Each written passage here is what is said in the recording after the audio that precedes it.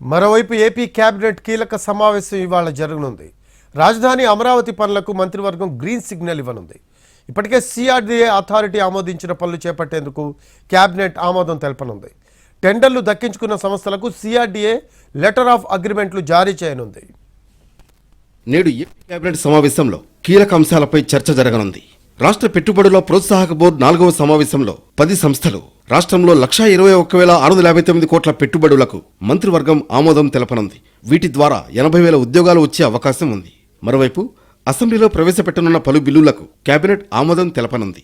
రాజధాని అమరావతిలో పనులు స్పీడ్ అందుకోనున్నాయి. 37,702 కోట్ల విలువైన పనుల టెండర్లకు గతంలో సీఎం చంద్రబాబు అధ్యక్షతన జరిగిన సిఆర్డీఏ అథారిటీ సమావేశం ఆమోదించింది. వీటికి నేడు మంత్రివర్గ సమావేశంలో ఆమోదం తెలపనున్నారు. అమరావతిలో పలు సంస్థలకు భూ కేటాయింపులకు అలాగే మున్సిపల్ శాఖకు చెందిన పలు ఎజెండాలకు మంత్రివర్గం గ్రీన్ సిగ్నల్ ఇవ్వనుంది.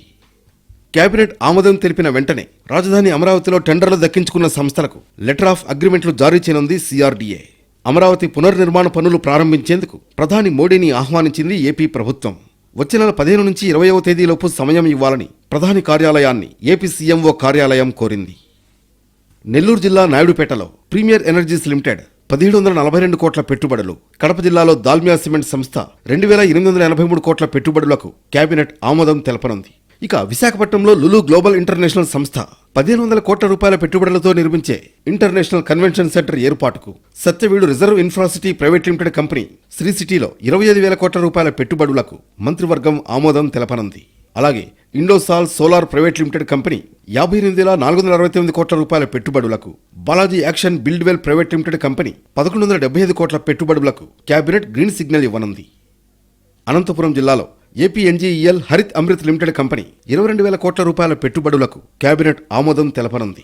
అన్నమయ్య, కడప జిల్లాలలో Aastha green energy ventures India private limited company 8,240 కోట్ల రూపాయల పెట్టుబడులకు మంత్రివర్గం గ్రీన్ సిగ్నల్ ఇవ్వనుంది. మేఫెయిర్ బీచ్ రిసార్ట్స్ కన్వెన్షన్ సంస్థ 400 కోట్ల రూపాయల పెట్టుబడులతో పాటు ఒబెరాయ్ విలాస్ రిసార్ట్ సంస్థ 250 కోట్ల రూపాయల పెట్టుబడులకు కేబినెట్ ఆమోదం తెలపనుంది. పెట్టుబడుల ద్వారా 80,000 మందికి ఉద్యోగాలు వచ్చే అవకాశం ఉంది. 26 జిల్లాల్లోని 175 నియోజకవర్గాల్లో ఎంఎస్ఎంఈ పార్కుల ఏర్పాటుకు మంత్రివర్గం ఆమోదం తెలపనుంది. నెల రోజుల్లో రాష్ట్రంలో 5 చోట్ల 5 రతన్ టాటా ఇన్నోవేషన్ కేంద్రాల ఏర్పాటుకు కూడా మంత్రివర్గం గ్రీన్ సిగ్నల్ ఇవ్వనుంది.